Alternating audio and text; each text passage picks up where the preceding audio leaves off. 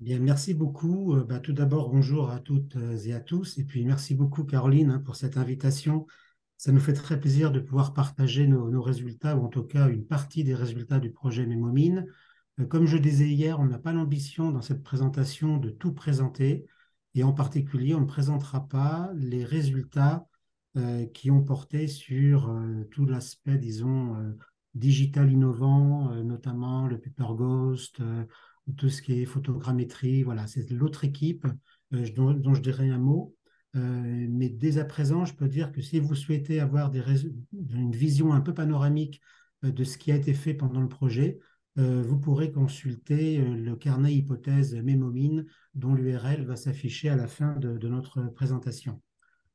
Alors, Mémomine, donc c'est un projet ANR qui a démarré en 2016, qui s'est terminé en 2021-2022. Il y a encore une thèse qui doit se soutenir prochainement, d'ailleurs. Et c'est un projet, comme le nom l'indique, qui vise à valoriser, préserver, transmettre la mémoire de la mine et plus précisément du patrimoine minier. On insiste bien sur cette notion de patrimoine. Donc la mine, comme vous le savez, hein, dans le Nord, dans le Pas-de-Calais, ça a été l'objet d'une exploitation pendant près de 2 siècles, hein, 1720 jusqu'à 1990. 20 décembre 1990, qui est la date de la remontée de la dernière gaillette à Wany. Donc ensuite, ça a été la fermeture des mines. Mais pour autant, la mine a continué à marquer de son empreinte à la fois le territoire, mais aussi les humains, la culture, la langue. Voilà. Et l'objet du projet Mémomine, c'est à côté des grands lieux patrimoniaux de préservation de la mine, c'est de voir comment au quotidien, eh bien, des objets qui sont absolument, comment dire, des objets qui sont, comment dire, à côté desquels vivent les gens du bassin minier, ont eu d'autres affectations que celles qui étaient originellement la leur. Je pense par exemple aux terris, hein, les terris qui sont ces montagnes d'objets de charbon stérile, non sans intérêt pour l'exploitation. Eh bien, certains sont devenus une piste de ski, l'autre un lieu d'exploitation de la vigne, et un troisième une piste de trail. Voilà. Et donc, l'idée du projet, c'est de voir comment, depuis le début jusqu'à maintenant, encore maintenant, et c'est le bassin minier est inscrit au patrimoine de l'UNESCO comme évolutif et vivant, et c'est ça qui nous intéresse, eh bien, comment nous, on a pu apporter notre pierre à l'édifice. Donc, ce sur quoi nous allons insister, c'est comment notre laboratoire, donc le laboratoire Géricault de l'Université de Lille, a permis de construire des systèmes d'organisation des connaissances, mais qui sont vus comme des dispositifs de médiation, et j'y reviendrai.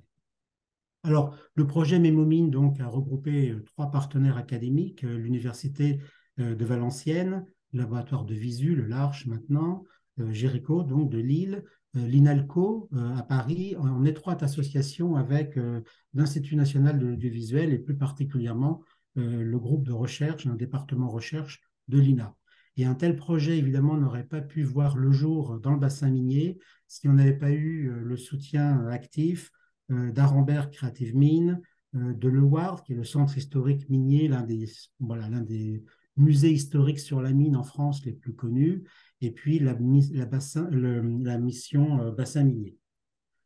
Alors, la problématique du projet Mémomine, c'est de prendre en compte des patrimoines culturels, et on insiste sur ce plan, proches de la disparition. Les mineurs, comme vous le savez, je l'ai indiqué tout à l'heure, hein, 1990, date de la dernière remontée, sont une population qui malheureusement disparaît, hein, après année. Le Covid, d'ailleurs, n'a rien arrangé, hein, de ce côté, puisque c'est un groupe de personnes qui avaient des pathologies extrêmement voilà, difficiles par rapport au Covid. L'autre aspect, c'est donc de sauvegarder les mémoires individuelles, et on verra qu'il y a une dimension ethnographique dans notre projet, et c'est de convertir cette mémoire, donc à la fois la mémoire des collectionneurs, des mineurs, des anciens mineurs, des femmes d'anciens mineurs, de toute la population qui gravitait autour de la mine, en traces mémorielles, et de mettre à disposition sous forme d'un corpus d'archives numériques à la fois pour des utilisations savantes et moins savantes, et puis enfin de mettre en scène et d'installer voilà, des dispositifs innovants dans des lieux de mémoire dédiés. Alors, ce sur quoi nous allons enfin, nous concentrer aujourd'hui, c'est les deux systèmes d'organisation de connaissances que nous avons élaborés et conçus et vus comme, encore une fois, des dispositifs de médiation. L'objectif était de formaliser donc l'héritage culturel, à la fois pour décrire l'univers de connaissances de la mine et du patrimoine minier, de rendre accessibles les sources existantes. L'une des caractéristiques du bassin minier, c'est qu'il y a de nombreux lieux de documentation, d'archives, des musées, mais pour autant, l'accès aux ressources déjà numérisées est très faible, hein, très compliqué dans certains cas, voire par moments complètement inexistant. Et donc, l'un des objectifs de nos deux systèmes d'organisation des connaissances, c'est de rendre accessibles ces ressources, de collecter de nouvelles ressources, et puis d'indexer les fonds documentaires liés au patrimoine minier. Alors, à cette fin, on a réalisé deux systèmes d'organisation des connaissances, un thésaurus au format SCOS et une ontologie au format SIDOC-CRM, dont on a déjà parlé à plusieurs reprises au cours de ce séminaire. Alors, l'équipe Jéricho a travaillé sur deux volets, un volet organisation des connaissances, hein, qui est celui sur lequel on va insister maintenant. Donc, nous étions les trois personnes qui vont présenter aujourd'hui, plus Amélie Dalloz, qui est maintenant docteur, qui a été doctorante tout au long du projet, et Christophe Roche était dans son jury de thèse, d'où le fait qu'ils connaissent très bien voilà, le sujet. Et puis un autre volet, écriture de la mémoire, dans une approche plus ethnographique. L'objectif était de travailler sur la captation de comptes Facebook, de blogs maintenus par d'anciens mineurs, des collectionneurs, et de voir comment la mémoire s'écrit aussi à travers ce genre de dispositif. Et Juliette Lemarquer, donc, est une autre doctorante financée dans le cadre du projet, qui va bientôt soutenir sa thèse. Nous nous sommes appuyés pour cela sur deux définitions pour circonscrire le patrimoine minier. La première définition est celle qui est proposée en 2003 par le TICCIH, donc le patrimoine industriel, vous le voyez, c'est à la fois des lieux de production, des fosses, des chevalements, des terris, des voies de communication, des canaux, des chemins de fer, des lieux de résidence également, hein, les fameuses cités minières, les corons, mais aussi les maisons de maîtres, les maisons des directeurs, les maisons des géomètres. Hein. Il y a toute une hiérarchie extrêmement stricte dans les compagnies de charbonnage. Des lieux de service également, donc des écoles, des salles de fête, des églises, bon, des dispensaires également. Et l'objectif, c'est de voir à travers ces socles comment on peut capter la connaissance relative à, d'une part, ce patrimoine industriel, mais aussi, d'autre part, au patrimoine culturel, matériel et immatériel. Et pour cela, nous sommes fondés sur la définition de l'UNESCO donnée en 2003. Ce patrimoine comprend donc les œuvres qui expriment la créativité de ce peuple, la langue, les rites, les croyances, les lieux, les monuments historiques, la littérature, les œuvres d'art, les archives et bibliothèques. Je pourrais citer un seul exemple concernant la littérature. Il existe un poète local qui s'appelle Jules Mousseron, qui a écrit plusieurs ouvrages, plusieurs recueils de poésie, uniquement en patois ch'ti et uniquement dédiés à la condition minière. Alors, comme je le disais en introduction, l'objectif de notre présentation, c'est d'insister plutôt sur les méthodes de conception. Donc, nous sommes passés à travers différentes phases. Hein. Tout d'abord, j'y reviendrai, la collecte de l'ensemble des ressources linguistiques et documentaires liées à la mine et au patrimoine minier que nous avons pu identifier. Ensuite, un travail de thématisation de ces termes. Ensuite, la construction de la structure même du thésaurus, puis l'identification du modèle ontologique, le choix des classes et des propriétés. Hein, ça a été souligné dans une intervention précédente. Nous sommes appuyés sur le SIDOC, mais nous avons choisi un certain nombre de classes qui nous semblaient pertinentes par rapport à nos besoins. Et puis enfin, l'instanciation de l'ontologie. Et tout cela en respectant trois types de contraintes. La première contrainte, c'est le respect des standards du web sémantique pour assurer l'interopérabilité de ces socles entre les différents lieux de savoir. Hein, je rappelle, musée, archives, centre de documentation. de rendre tous nos résultats accessibles en open source, nous y reviendrons, et puis constamment de veiller à ce que nos résultats puissent être évalués. Voilà, le projet ANR est fini en tant que projet ANR, mais il continue notamment sur la phase d'évaluation. Et l'évaluation s'est faite non seulement en interne, bien sûr, mais aussi à l'aide des partenaires que j'ai cités tout à l'heure. Et également, nous avons contacté d'autres musées à travers la France pour évaluer les résultats, notamment du Thésaurus. Alors, la première phase a été de collecter des données. Donc, nous sommes arrivés à un certain nombre de données hétérogènes, hein, des ressources lexicales sur les mines. 33 ressources ont été identifiées. Il s'agit aussi bien de ressources qui sont savantes, entre guillemets, comme des glossaires, des terminologies, des dictionnaires de la mine, rédigés par des linguistes, mais aussi l'ensemble des glossaires qui pouvaient être disponibles sur des blogs, par exemple, d'anciens mineurs. Et donc, la confrontation de l'ensemble de ces ressources linguistiques nous a permis d'arriver à un certain nombre de termes sur lesquels je reviendrai. Nous avons par ailleurs constitué un fonds d'archives de presse à partir de 1990, hein, je rappelle, date de la fermeture de la dernière mine. Donc, nous sommes appuyés sur La Voix du Nord, qui est le journal régional, l'un des plus importants, si ce n'est le plus important, entre 1990 et 2018, ce qui nous a permis de recueillir environ 1000 articles. Hein, je reviens sur l'idée qu'il s'agit ici de construire le thésaurus et l'ontologie du patrimoine minier. Donc, on est très attentif au devenir notamment des terris, des corons, etc. Nous avons analysé un fonds d'archives vidéo préexistant au projet ANR d'environ 25 heures. Et puis, par ailleurs, une campagne de captation de nouvelles vidéos dans le cadre d'une démarche ethnographique a été effectuée. Alors, voilà, à l'issue de la comparaison, bon, je passerai sur les aspects les plus techniques, hein, mais nous sommes arrivés à presque 3000 termes uniques.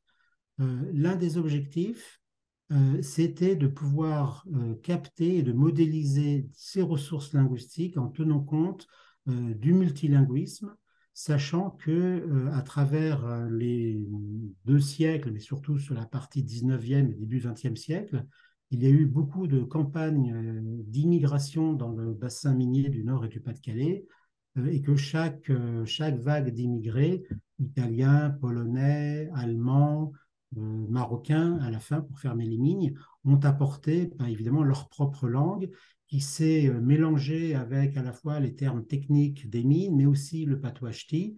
Et tout cela a donné un vocabulaire ou des vocabulaires ou des parlers assez particuliers. Donc, vous avez par exemple des exemples en bas, conducteur de chevaux, voilà, en ch'ti, avec toutes les variantes linguistiques.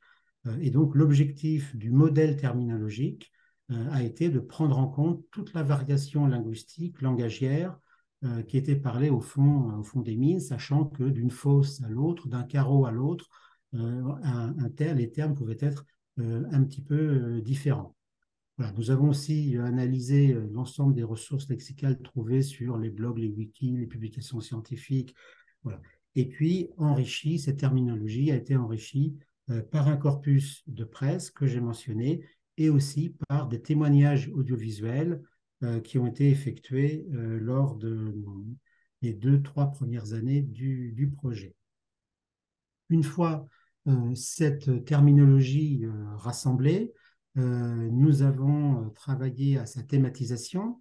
Donc, c'est une partie du travail d'Amélie Dalloz, hein, dans le cadre de sa thèse. Donc, l'objectif, c'était de commencer à constituer les différentes classes qui, ultérieurement, allaient devenir les structures du thésaurus ontomine. Et donc, je laisse la parole à Bernard.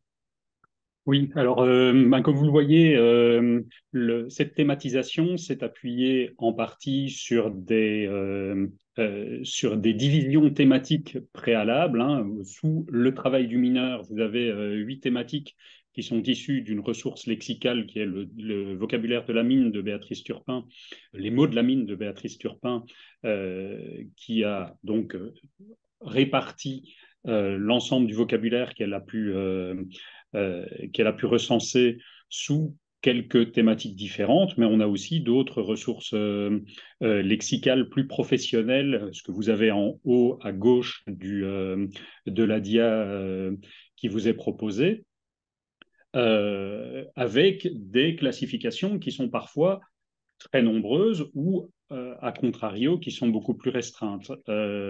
Les 10 structures classificatoires sur lesquelles on a pu se baser nous ont permis de dégager 9 classes de premier niveau dans le thésaurus, donc 9 grandes branches dans lesquelles nous avons eu la possibilité de répartir ce que nous entendions par patrimoine minier. Alors, il a bien sûr fallu que nous nous focalisions sur notre définition de ce patrimoine minier et que nous nous débarrassions, en tout cas que nous fassions le tri entre ce qui constitue le patrimoine minier et ce qui, dans d'autres cas, constitue des spécificités beaucoup plus techniques, beaucoup plus professionnelles à partir des ressources auxquelles on a été confronté. En particulier, on ne sait pas focalisé sur des particularités de type métallurgie ou géologie, qui sont des domaines scientifiques très spécifiques, très bien connus et pour lesquels les ressources préexistent déjà. Ce qui nous permet d'arriver à ces 9 classes que vous avez sous les yeux, composées de 558 termes descripteurs, donc les termes spécifiques qui sont capables de décrire les concepts, les objets réels de la mine et de distinguer certains termes qui permettent de distinguer les documents qui traitent de ces réalités. 558 termes descripteurs et 764 termes non descripteurs, c'est-à-dire soit des synonymes. Par exemple, dans le matériel d'abattage, on va utiliser le terme pic comme outil manuel qui sera distingué d'une barre à mine ou d'une pioche, par exemple, donc des termes non descripteurs. Dans les termes non descripteurs, on a aussi les variantes lexicales et les variantes linguistiques dans le travail de soutènement. On va trouver ainsi dans le travail de remblayage le descripteur remblayage associé à son nom descripteur comblement ou en ch'ti restaplash, que l'on maîtrise évidemment beaucoup moins bien. L'ensemble du travail qui a été effectué sur ce thésaurus a été implémenté dans la plateforme disponible sur Humanum OpenTeso, qui permet une diffusion selon les standards du web sémantique, le standard SCOS. La première version, une version en tout cas publiable, est actuellement disponible, est fournie en open source selon une licence Creative Commons. Et le thésaurus a été, comme Stéphane Chaudiron l'a laissé entendre tout à l'heure, a été proposé à l'évaluation à un certain nombre d'acteurs extérieurs, avec notamment le centre de documentation de la mission bassin minier en charge de la gestion du patrimoine mondial de l'UNESCO pour la partie minière, le Conseil d'architecture, d'urbanisme et d'environnement du Nord, qui est très impliqué sur la réhabilitation des lieux de la mine. Évidemment, le Centre historique minier de Loward, qui est un de nos partenaires du début. Et puis, pour sortir un petit peu du cadre local, également le musée de la mine. On reste évidemment dans la mine, mais le musée de la mine de Saint-Étienne, qui sort donc de notre terrain géographique de travail. Et ces partenariats vont nous permettre d'améliorer notre thésaurus en espérant fournir une nouvelle version épurée et améliorée dans les mois ou les années qui viennent. Et donc, sur la base de ce travail de construction de thésaurus et de 558 descripteurs, donc nous sommes passés à l'étape de construction de l'ontologie, en vue de décrire finement notamment les transcriptions des entretiens menés auprès des anciens mineurs, donc classiques, hein, comme la majorité de la communauté, notamment dans ces journées présentées, le choix du modèle CIDOC-CRM pour modéliser notre modèle ontologique, parce que norme internationale permettant de modéliser les connaissances sur le patrimoine matériel et immatériel, et puis donc respectant la feuille de route Open Data du ministère de la Culture. Bon, je ne détaille pas plus cette partie-là ici, je pense que vous êtes tous un peu au fait de ce modèle. Donc sur la base du modèle global, nous avons pris descripteur par descripteur, donc la construction du modèle ontologique s'est faite manuellement, et donc descripteur par descripteur sur les 558, donc identification des classes et propriétés à partir du thésaurus, donc. Alors 47 classes choisies sur les 94 proposées par le modèle, et puis 50 propriétés pertinentes, sachant que l'on s'est appuyé sur la version 6.2.1 du modèle CIDOC CRM qui était à l'époque de la construction la version officielle disponible. Et puis donc après, instanciation à partir de quelques entretiens menés auprès des anciens mineurs, donc de ce modèle ontologique. Globalement, sans détailler l'ensemble des choix, nous avons donc choisi de garder pour la description de nos données, donc tout d'abord la partie temporelle, donc date, période et événement, également la partie dite acteur, donc personnes physiques et morales qui sont mentionnées dans les entretiens, et donc les objets, les aspects matériels et puis immatériels donc concernant le patrimoine nié. Alors, si on prend ici, l'objectif, c'était de décrire finement les entretiens, donc de ne pas s'appuyer sur des approches semi-automatiques ou automatiques d'extraction de contenu que l'on a utilisé par ailleurs dans d'autres projets, notamment sur un projet pour la description du patrimoine textile, que l'on a un peu testé sur les articles de presse d'ailleurs, mais qui nous donnent des résultats finalement relativement, enfin en tout cas très peu fins en termes de description de contenu. Donc on a parcouru, l'objectif était de parcourir le corpus manuellement et puis de décrire le plus finement possible les éléments à partir de l'ensemble des classes et des propriétés choisies dans le modèle. Et donc là, par exemple, ici, sur cet extrait, où nous interrogeons donc un ancien mineur qui parle de Claude Berry, qui parle de sa retraite en mars 89, au moment du coup du film Germinal, parce que Germinal, c'est quand même un livre qui a été écrit par Émile Zola en 1800, donc il témoigne, Jean, à la fois de sa retraite et en même temps de sa participation au film et puis de tout ce que ça a engendré pour lui dans sa vie autour de ce film et puis de sa retraite. Et donc là, ne serait-ce que cet extrait est décrit ici par l'ensemble de ce modèle instancié avec des entités personnes, physiques et morales, du patrimoine matériel et puis du patrimoine immatériel. Alors pour réaliser cette instanciation, pardon, nous nous sommes appuyés sur la plateforme Okapi, donc développée par le partenaire qui participait au projet, le département recherche et innovation de l'Institut national de l'audiovisuel, donc de l'INA, qui a développé la plateforme avec l'objectif de favoriser le partage, la capitalisation et la médiation de connaissances s'articulant autour de corpus de médias, notamment audiovisuels dans un premier lieu, et puis finalement, au fur et à mesure du développement de l'outil, également des documents, des corpus textuels. Alors voici un court extrait de l'interface, elle est beaucoup plus complexe que ce que l'on peut vous montrer aujourd'hui. Donc là, l'idée ici de cette interface est de partir d'un entretien, et puis on a la transcription associée, intégrée également dans Okapi, et donc de définir des séquences d'entretien, et donc des morceaux de texte que l'on va pouvoir instancier avec 1, 2, 3, 4, 5 concepts, et puis les propriétés associées. L'intérêt de cette interface, c'est qu'il intègre à la fois les corpus audiovisuels et textuels, et puis également notre modèle ontologique de l'ontologie mémomine, pour pouvoir ensuite décrire le corpus.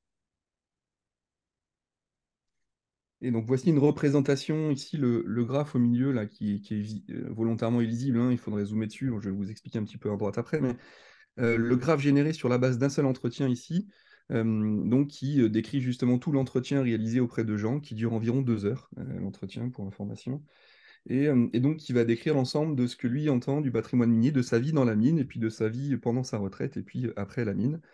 Et donc, avec la description donc, des différents éléments et aspects que je vous ai présentés tout à l'heure, et puis le lien avec chaque séquence audio de l'entretien.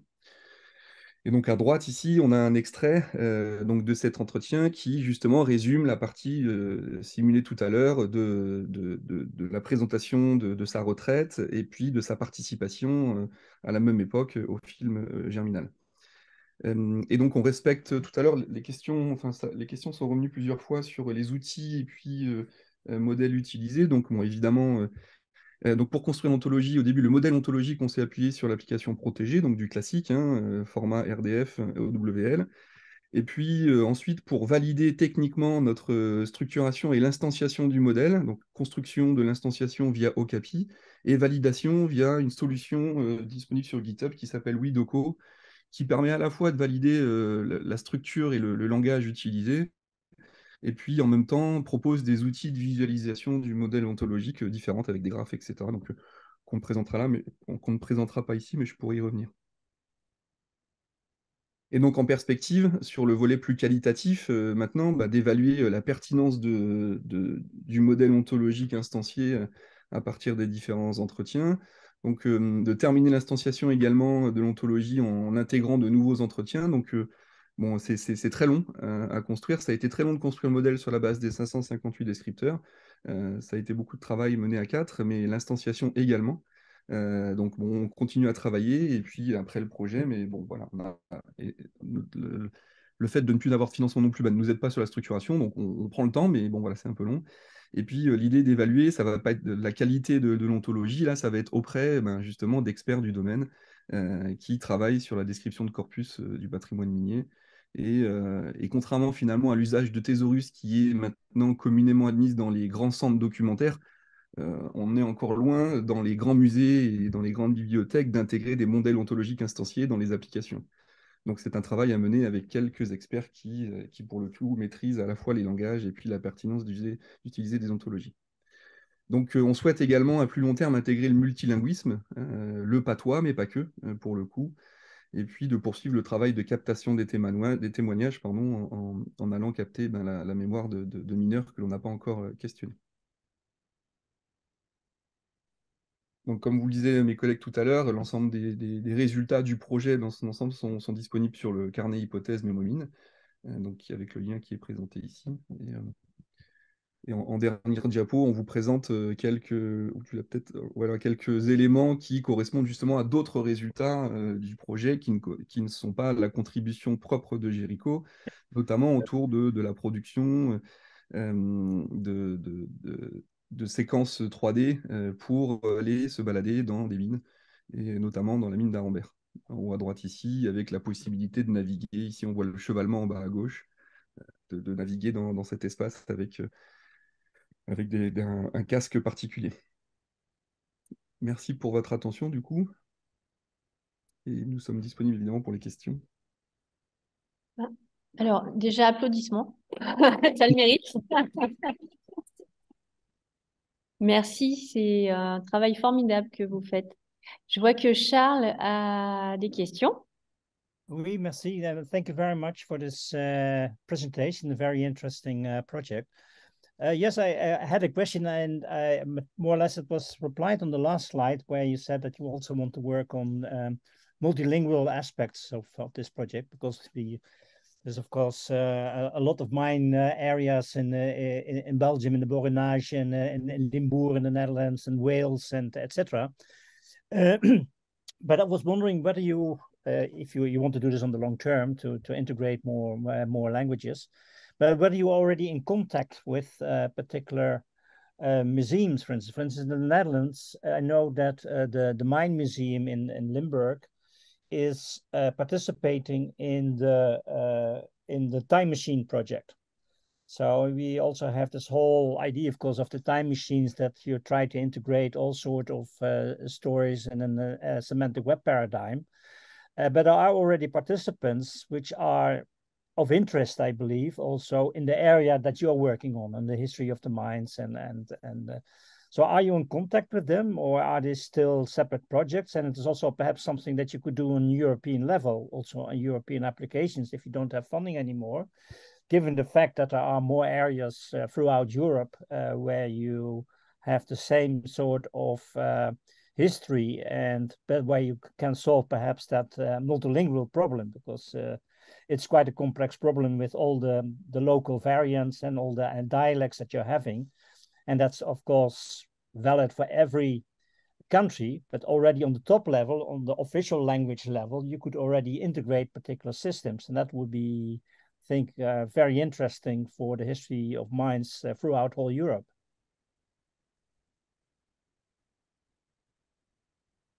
Stéphane, tu veux répondre?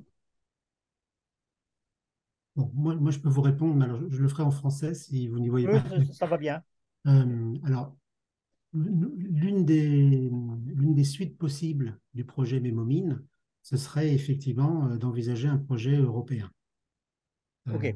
Voilà, on avait envisagé un certain nombre de partenaires.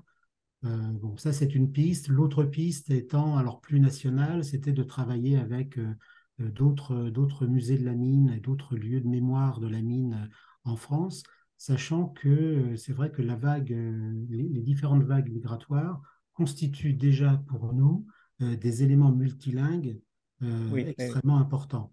Donc, en fait, c'est deux optiques différentes. Bon, nous n'avons pas arrêté le choix encore. Mais effectivement, on serait très intéressé par être en contact avec le musée de la mine que vous avez mentionné. Ok, merci. Et je peux aussi donner ce contact. Yeah, please. Can you write it in the discussion, please? The name of the project is Time Project. So the Time Machine project is the one, of course, that is well known in. I mean, it's a French project with Frédéric Kaplan and people in Lausanne. But there are many, as you probably know, there are many time projects throughout whole Europe. There's a time machine in Amsterdam and etc. But there's also a time machine in Limburg in the Netherlands.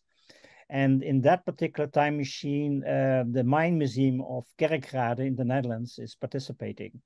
And they are working in a semantic web paradigm. And so in that regard, it would be interesting to be in contact with them and just to see whether you can work together. At least start integrating, perhaps on the top level, already particular concepts, since you are now developing this ontologies anyway. The ontomine, it is, I think, with translation, you have already the classes, so you could work together in principle. And the semantic structure you already have. So in that regard, it would be interesting to see whether you can build upon that, and also perhaps for future funding on a European level. Yeah. Thank you very much for the suggestion. Other questions? Ah, Christophe? Juste une petite question. Je vois que vous avez bien avancé sur l'ontologie. C'est super. Juste pour le dernier point concernant la dimension linguistique, vous avez une petite idée de savoir comment vous allez l'intégrer dans votre ontologie? C'est-à-dire comment représenter cette dimension linguistique, justement? Tu veux dire multilinguistique? Oui, mais simplement mettre la dimension linguistique, parce que je présume que vous n'allez pas vous limiter à des étiquettes sur les concepts. Enfin, sur les classes, en l'occurrence, parce que c'est du protégé. Ou c'est encore trop tôt, peut-être, pour... Là, on n'a pas encore, très franchement, notre niveau de réflexion n'en est pas encore là. Ok. Merci, Bernard. Alors, Sylvain Lobé vous pose une question. J'ai deux questions, en fait. Vous avez indiqué que vous faites des captures de Facebook, je pense aussi d'Internet, ce genre de choses.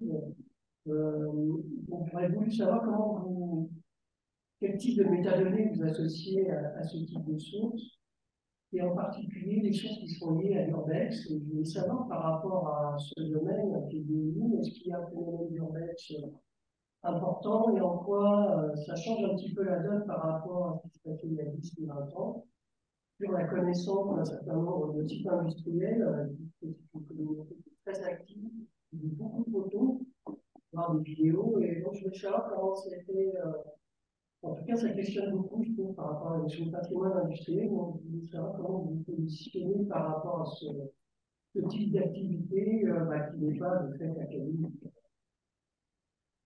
Ça, c'est la première question. Après, j'en aurai une autre.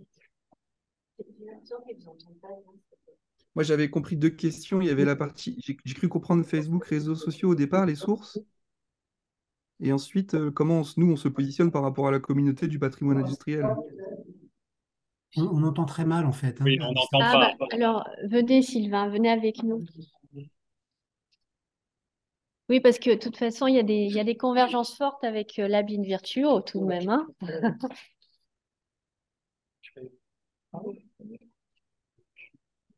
Hop. Voici Ah, Sylvain. oui. Oui, bonjour. Bonjour. Oui, donc deux questions. C'est sur, premièrement, la question des sources que vous avez intégrées en tant que telles. Donc, vous avez, d'après ce que j'ai compris, intégré des pages Facebook, des sites. Non, j'ai entendu parler. J'ai cru comprendre ça en tout cas. Si ce n'est pas le cas, c'est pas grave. De toute façon, il y a une question sur l'activité d'Urbex et je voulais savoir comment ça a changé éventuellement la donne par rapport à la connaissance des sites industriels dans le domaine des mines en particulier, mais c'est un mouvement qui est un peu général et qui pose d'intéressantes questions justement sur qu'est-ce que c'est que le patrimoine, comment on le pratique, mais surtout comment on le révèle, hein, puisque un certain nombre de sites sont totalement inconnus. Et en fait, ça participe à une meilleure connaissance. Donc, il y a presque des formes de tourisme liées avec l'urbex. Et je trouve que ça interroge beaucoup par rapport à une vision académique de ce qu'est le patrimoine et surtout le fait que ça collecte des données sur lesquelles, du point de vue de la recherche, c'est très difficile de s'appuyer là-dessus, puisqu'en fait, le lieu est inconnu, etc., etc. En tout cas, il y a des modes euh, complexes d'accéder à l'information. Donc, ça, c'était la première question. Et la deuxième question, c'est comme vous avez quelque chose, ça nous intéresse beaucoup, puisqu'on travaille sur les questions d'activité industrielle, paysage industriel, dans le cadre de l'ANR qui s'appelle Labin Virtuo. Alors, on travaille sur les questions d'ontologie, de représentation de connaissances, de représentation d'activité. Et en particulier, nous, on s'est posé la question de la notion de procédure ou de routine. Dans tout ce qui est industriel, il y a systématiquement des activités qui reviennent avec les mêmes outils, avec les mêmes machines. Et la question, alors peut-être pas une réponse aujourd'hui, mais ce serait intéressant qu'on puisse en discuter éventuellement de vive voix, c'est comment vous avez pris ou modélisé la notion de procédure dans le cadre du SIDOC CRM et la notion en particulier de compétences liées à un certain nombre de personnages qui peuvent jouer leur rôle comme le mineur, mais aussi le contremaître, etc. Donc voilà deux questions très différentes. Sur la première, quand j'ai cité Facebook, c'était pour me référer à un travail doctoral qui est en cours d'achèvement, mais on n'a pas capté les pages Facebook pour les intégrer dans Okapi. Ça ne fait pas D'accord. partie des ressources, hein. Les ressources qui sont actuellement intégrées sur Okapi, c'est fondamentalement des captations vidéo qu'on a faites auprès de collectionneurs, mais surtout d'anciens mineurs. Voilà. Et notre point de départ pour construire voilà, les deux systèmes d'organisation des connaissances, c'était vraiment à la fois la base linguistique dont on a parlé tout à l'heure, mais aussi, et peut-être même surtout, tout le matériau langagier qu'on a pu recueillir auprès de ces anciens mineurs, mais à travers lesquels on pouvait, par exemple, peut-être un élément de réponse à la seconde question, on peut sentir tous les rapports entre les porions, les mineurs, le géomètre, le médecin, le directeur de la mine, voilà, tous ces éléments syndicaux et politiques, disons par extension, font aussi partie du périmètre qui nous intéresse. Voilà. Alors, c'est vrai, sur Urbex, bon, il y a énormément de développement de signes matériels du bassin minier, comme par exemple, alors j'en connais pas, mais j'imagine qu'il doit y en avoir, hein, l'Urbex que vous mentionniez, on ne l'a pas intégré en tant que tel, mais voilà, le bassin minier, à travers ces 200 années d'histoire, c'est immense en fait, hein.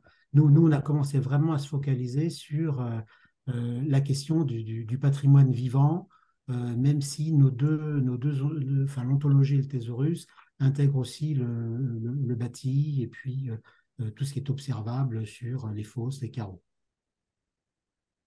Ok, très bien. Alors, petite indication, on travaille avec Nicolas Bernard, travaille sur le désert d'Atacama, et en particulier le système minier d'Atacama, donc au Chili.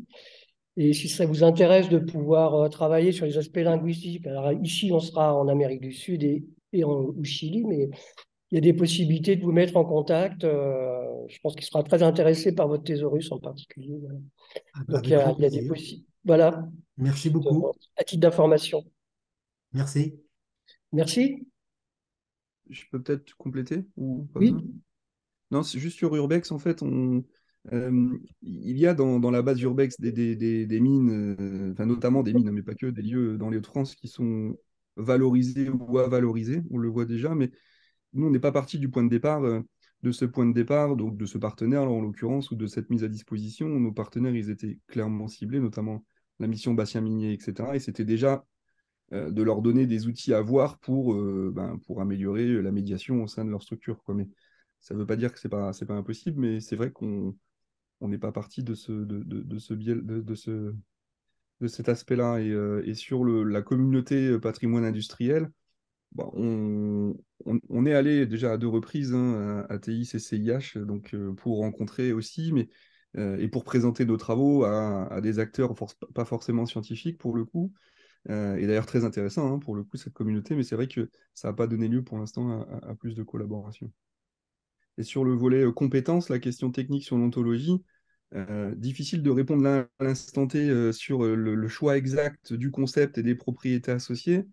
Mais si la question vous intéresse particulièrement, on peut se replonger rapidement dans. Bah, difficile parce que le guide est fait quelques centaines de pages, notre guide de structuration, de passage du thésaurus à l'ontologie, mais on peut facilement se replonger dedans et vous répondre dans la semaine, pour vous préciser comment on a géré la notion de compétence dans la Moi, modélisation j'ai ontologique. plein de questions à vous poser, donc je pense que ce serait bien qu'on puisse discuter, effectivement. Ok. On a des problématiques très proches.